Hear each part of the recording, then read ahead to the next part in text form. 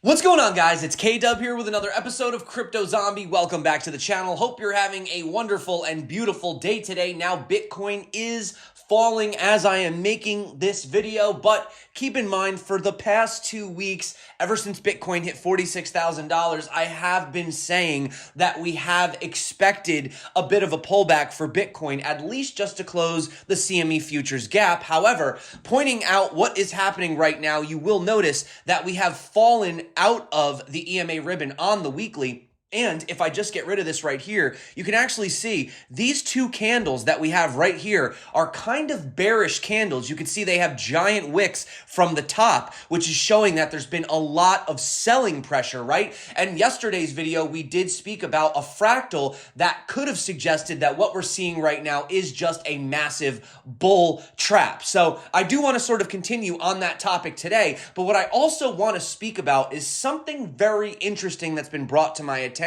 Now, you probably clicked on this video, some of you may have, because you saw Kevin O'Leary. Now, he recently did have an interview where he dropped some truth bombs and definitely shed some light on some Bitcoin activity that I was not quite aware of, and I think it could be absolutely massive if this does happen. But on top of that, we have the SEC recently filing or at least filings in the SEC, absolutely skyrocketing as far as Bitcoin mentions are concerned. So this is really interesting. What does this mean and how does it all tie together? You are definitely going to want to stick around to the end of this video, and you're probably going to have your mind blown when you realize what is about to happen for Bitcoin and cryptocurrencies. And finally, I also do have 2 altcoins that I am keeping on my radar as well. If you guys are interested in that, definitely hit the subscribe button,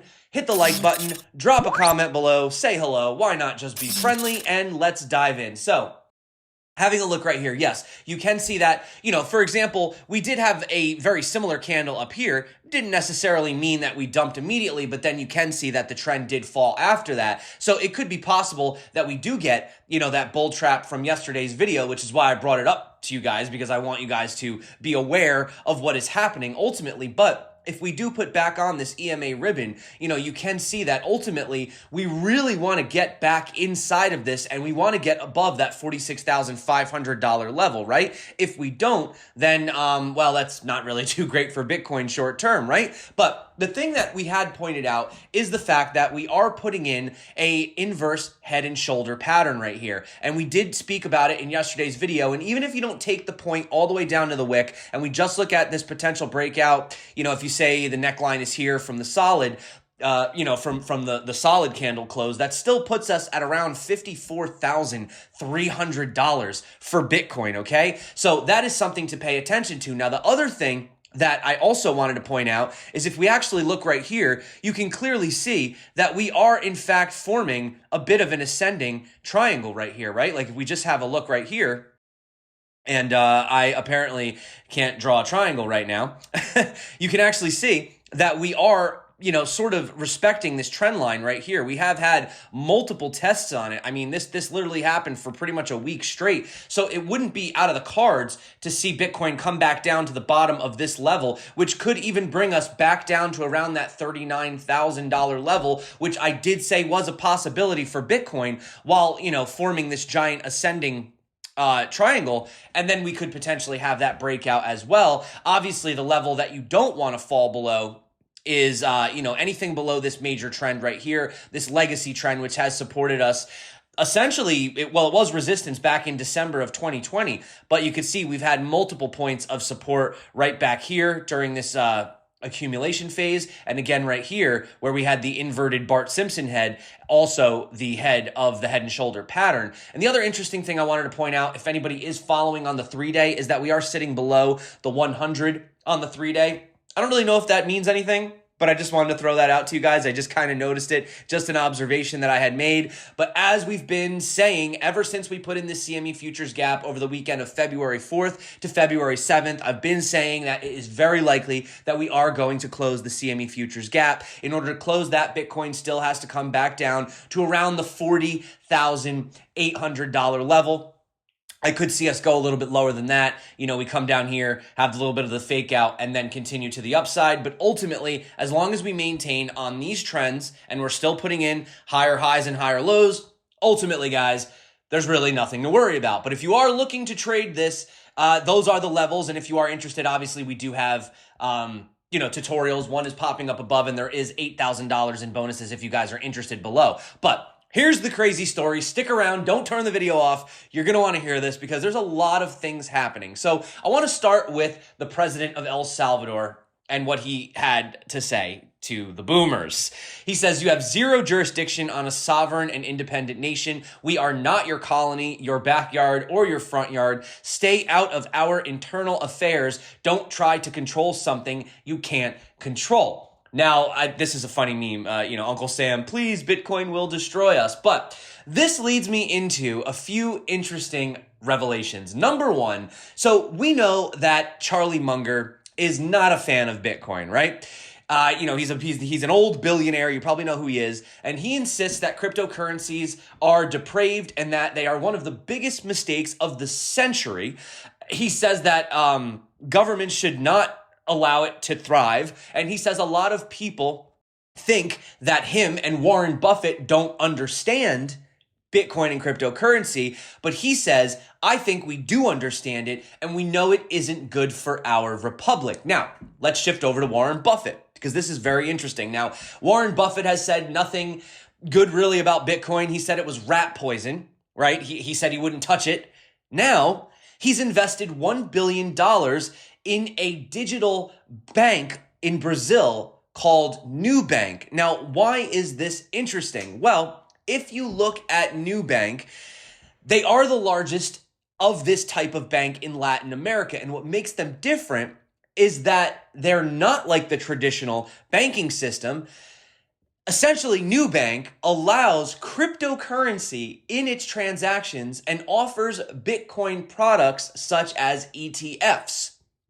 Warren Buffett, the so-called sage of Omaha, has underestimated crypto potential and depreciated it many times, calling it an unproductive investment that has no unique value at all.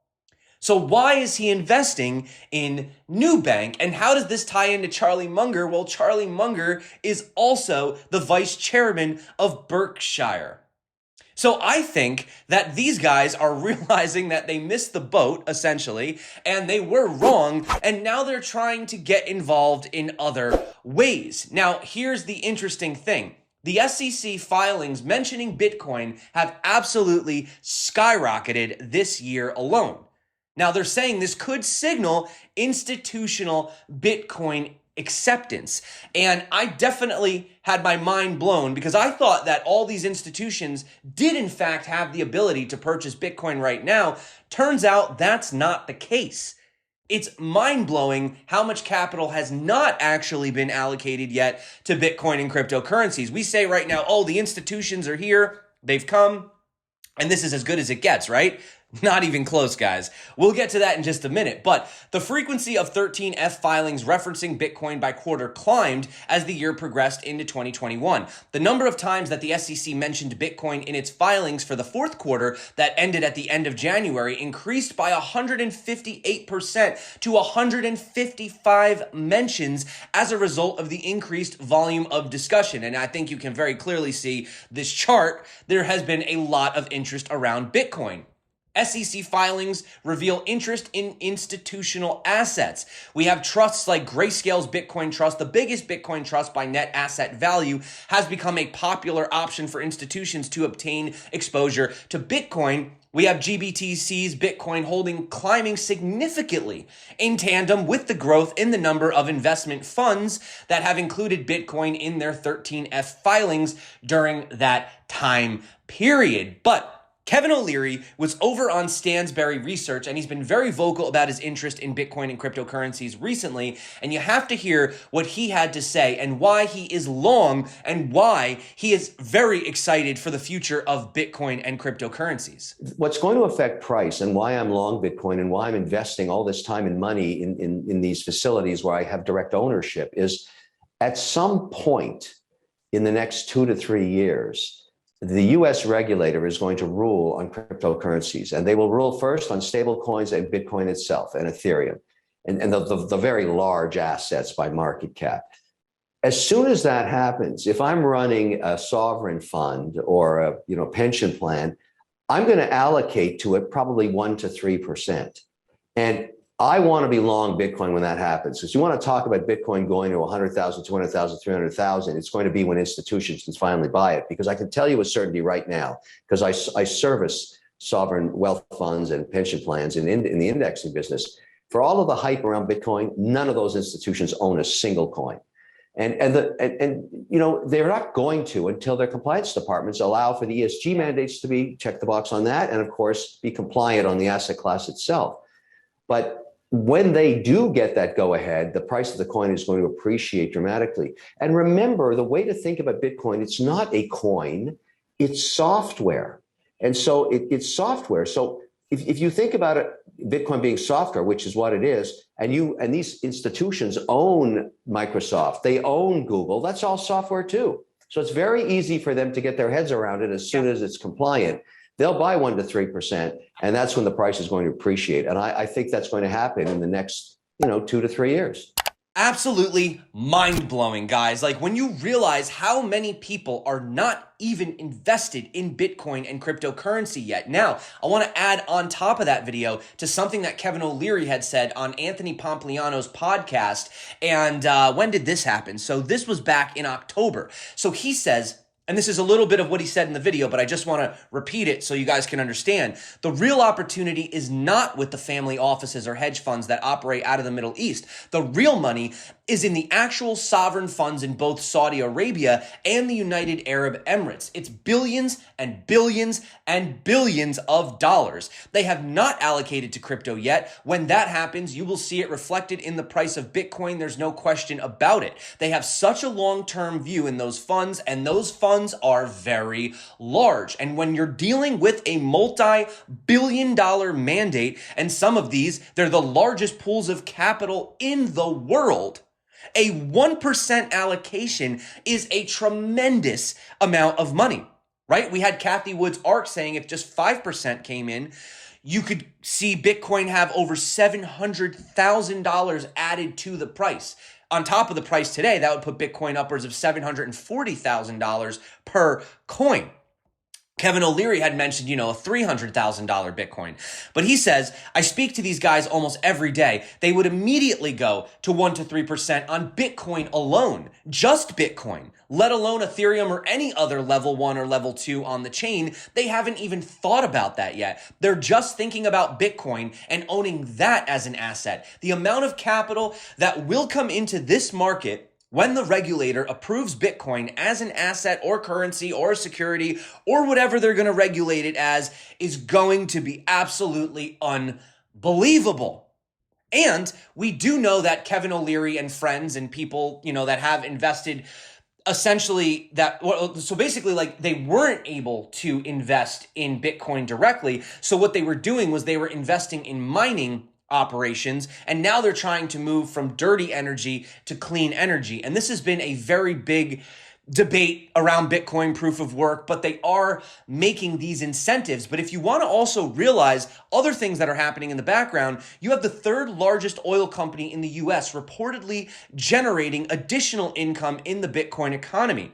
So CNBC reported that Texas-based ConocoPhillips launched a Bitcoin pilot project in North Dakota's oil-rich Bakken region, selling to crypto miners the flare gas that it would otherwise have burned. So oil and gas companies essentially burn excess gas in a process known as flaring, and they suffer revenue losses as a result. So the practice also produces emissions that are dangerous to the environment and exacerbate global warming. So Denver-based Crusoe Energy Systems, one of the companies that uses flare gas to power crypto mining operations, claims that compared with continued flaring, converting excess gas into electricity reduces carbon dioxide equivalent emissions to about 63%. So we are seeing a lot of initiative here to not only take advantage of Bitcoin mining, but also to look for cleaner solutions. Now, this is not particularly a clean solution. This is a dirty solution being transitioned into Bitcoin, but you can kind of see my point. You can see the interest in it overall, right? Also, not to mention, guys, today, Ukraine officially passed a law legalizing Bitcoin. Very, very interesting. Ukraine, why Ukraine? Why Ukraine? You know, considering all of the, the global situation right now with the US and Russia.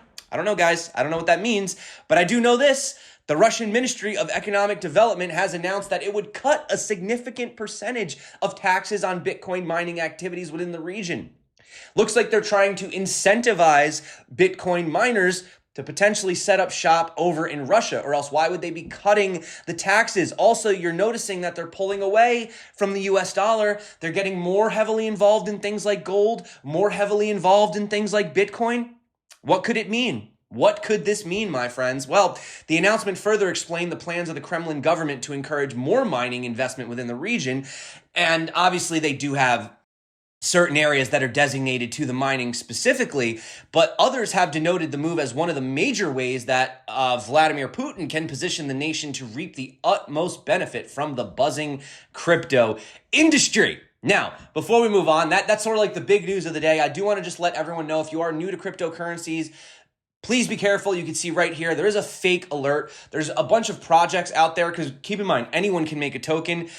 They're claiming to be associated with popular brands. So they have Tesla, Jurassic Park, Facebook's Meta, you have Animoca brands, etc. So just be very careful, guys. You know, mini Tesla, these are all scams. Don't get involved in these guys. Please be very careful if you're new to cryptocurrency. I did just want to point that out. But that being said, one of the projects that we have spoken about on this channel in length is Symbiosis Finance, and you will notice that Symbiosis is actually up 33% today. Now, Symbiosis had quite a massive sell-off here, and we had been accumulating in this $2 range, and I did tell you guys that I am very bullish on Symbiosis Finance. I do believe in liquidity aggregators. I think they're very important for crypto as a whole, and I do believe that layer zeros are going to be very big this year. But one of the reasons why they pumped is because they did in fact get listed on Huobi Global. And also you can see right here, they are going to have their any-to-any swap that's coming, where you can, essentially swap between all these different blockchains. So this is why I'm very interested in this. And I did say in my video that I put out in the beginning of the year that layer zero projects, in my opinion, are going to be massive in 2022. Along with, obviously, DAOs. Even though some people don't like DAOs, they think they're like a scam or they're not necessary. It doesn't matter what you believe, guys. At the end of the day, like, trends are trends, right? And you can ride them. And I do believe that this is something that's going to be very, very massive. And you can actually see right here. So I don't have my wallet connected because I wanted to show you something. But you could see, you can essentially swap Ethereum for BNB, for Matic, for Avalanche, for Huobi token, for OK token as well. But interestingly enough, if you go up to Connect Wallet, look at the options you have right here. You have MetaMask, you have XDeFi, and you have Coin98. Now, XDeFi is another project that I had mentioned, and I think they've gone absolutely under the radar. In fact, if we just have a look at what happened, essentially it was one of those typical sales where, once the investors get their tokens, they basically just dump them out on the exchange, and it's been accumulating now ever since, it hit down here around December of last year, and it's really just been accumulating between the 66 cent range and the dollar range. And I think once people notice what XDeFi is doing. They are going to be a competitor to MetaMask. It's really incredible. So they have also like a really nice area for your NFTs where it can display them so you can see them. And yeah, it's definitely a very, very beautiful wallet. You can actually download it right now. It's available. You can use it. It's a perfectly working product. It actually works. You can use it. And yeah, let me know what you guys think about that. If you have tried XDeFi, do you like it? I use it as well. I do, but I have multiple wallets. Obviously, I use MetaMask, and I also have my other wallets for Solana and Phantom and Phantasma. But, I use this wallet as well for a few things. Check that out if you guys are interested. But I do want to end on one little bit of a good note. Oh, and by the way, guys, just because I talk about things, don't buy them. Obviously, Symbiosis did have a pump because it did get listed. So if I refresh it, yeah, 275. See, it's already pulling back a little bit. So don't buy it just because I said it. We've been speaking about these projects for months. There was lots of opportunity down here. There was this nice pump right here. There was this sell-off, but that's fine. I mean, people took profits, and I think down here, you had an even better opportunity down here than you did over here. But I did want to just end on a bit of a good story today, and that is in a win-win partnership between a Dutch farmer and a Bitcoin miner, Bitcoin Bloem mines Bitcoin and cultivates flowers in greenhouses in the province of North Brabant, and Bitcoin Bloem mines Bitcoin in the farmer's greenhouse and then pays the electricity, pays the electric bill, and then the farmer gets free heat to grow their crops. So look at that, guys. You see? We're figuring out solutions here every single day. So like I said, having a look at what is going on with Bitcoin right here, ultimately, as long as we stay above this trend, I do think that everything is perfectly fine. I am anticipating that we do come down here and fill this gap at some point. You could see Bitcoin go as low as maybe $39,900, but ultimately, I do still think we are forming this head and shoulders pattern, inverse head and shoulders. And, like I said, if you do take this neckline pattern and you come up here, it does brings you actually above 52,000, brings you to about $56,000. So, or 54,000 if you're not counting the wick. So that's it for me, guys. Thank you so much for coming back to the channel. You guys rock. You're the reason that I make these videos. It is finally a beautiful day out in New York, and I am going to take advantage of this, maybe go for a bike ride or go for a hike or something like that. And yeah, I also have a ladybug infestation. My girlfriend says it's the cutest infestation you could possibly get. But yeah, there's like ladybugs everywhere. It's really crazy. So that being said, guys, that is it for me. My name's K-Dub. This is CryptoZombie. And if you haven't checked out these videos popping up right here, right now, check them out. Stay crypto. And of course, peace out.